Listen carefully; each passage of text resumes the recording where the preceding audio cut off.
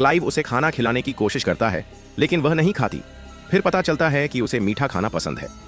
Elsa अब उसे अपनी बेटी की तरह मानने लगती है, उसे कपड़े पहनाती है, पढ़ाना सिखाती है। वह जीव टी शर्ट पर लिखा शब्द नर्ड देखकर उसे नकल करती है। एल्सा उसकी बुद्धिमत्ता देखकर हैरान हो जाती है और उसका नाम रखती हैं ड्रेन, जो नेर्ड का उल्टा है।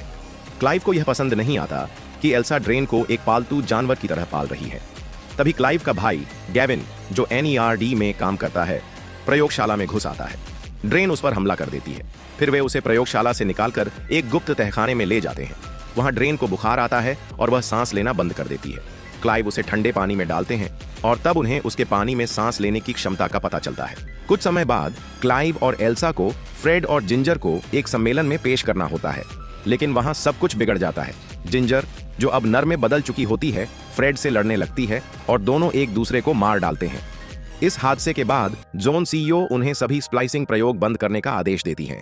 अब ड्रेन को कहीं और छिपाना जरूरी है, तो वे उसे एल्सा की मां के पुराने फार्म हाउस में ले जाते हैं। वहां ड्रेन भाग जाती है और एक खरगोश को खा लेती है।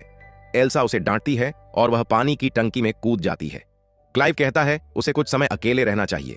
रात को ड्रेन टेडियस और आउटसाइड जैसे शब्द बनाकर अपनी बोरियत जाहिर करती है और छत से निकलकर उड़ जाती है, क्योंकि अब उसके पास पंख भी निकल आए हैं। क्लाइव उसे वापस बुलाता है और कहता है कि वह उससे प्यार करता है। ड्रेन वापस लौट आती है। अगले दिन एल्सा को ड्रेन द्वारा बनाए गए कुछ चित्र मिलते हैं। वे सभी क्लाइव के होते हैं। क्लाइव की तरफ आकर्षित हो रही है। जब वह ड्रेन से एक बिल्ली छीनती है तो ड्रेन गुस्से में आकर उसे मार डालती है और एल्सा पर हमला कर देती है।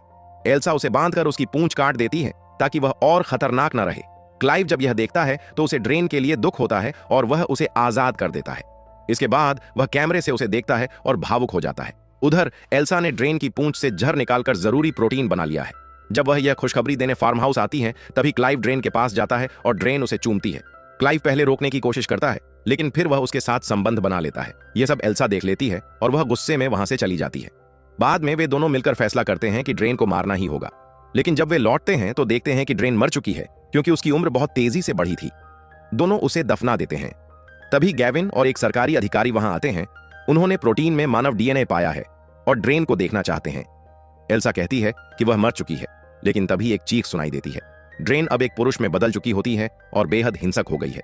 पुरुष ड्रेन गैविन और अधिकारी को मार देता है और क्लाइव को एक तालाब में घसीट ले जाता है। फिर वह एल्सा के साथ जबरदस्ती करता है। क्लाइव जैसे तैसे उसे बचाता है और ड्रेन को मारने की कोशिश करता है, लेकिन ड्रेन जल्दी से पुनर्जीवित हो जाती है। ड्रेन क्लाइव को मार देती है। यह देखकर एल्सा पत्थर से उसका सिर कुचल देती है और आखिरकार ड्रेन को मार डालती है।